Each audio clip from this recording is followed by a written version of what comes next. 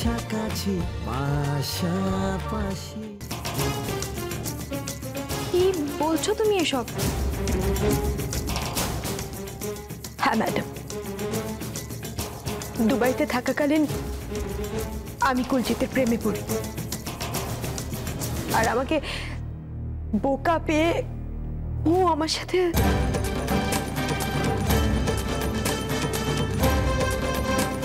কুলজিৎ যে বিবাহিত ও আমাকে বলেনি, আমার কাছে লুকিয়েছিল।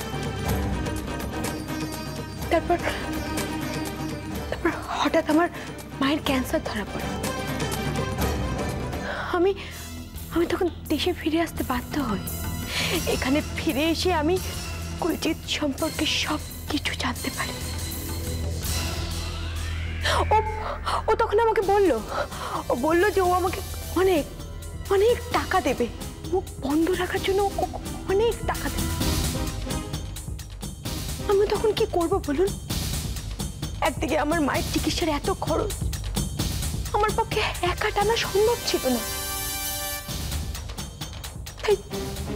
তাই আমি ওর প্রপোজালে রাজি হয়ে গেলাম। কিন্তু না, ও আমাকে সেখানেও ঠকালো, আমাকে বারবার ঠকালো।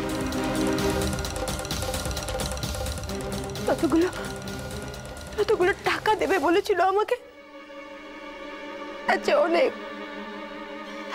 অনেক কম টাকা দিয়ে আমাকে কুকুরের মতো তাড়িয়ে দিল দিদি।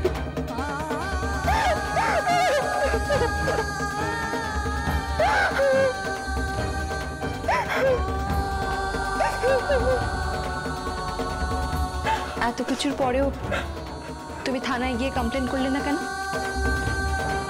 তুমি তো সেদিনকে গুরপ্রীতকে বলতে পারতে। কি বলবো দিদি? আমি কুলজিৎ তো আমাকে থ্রেট দিয়েছিল যে আমি যদি কারোর কাছে মুখ খুলি তাহলে ও আমাকে মেরে ফেলবে। কি করতাম আমি বলুন তো? আমি একা একটা মানুষ কি করতাম?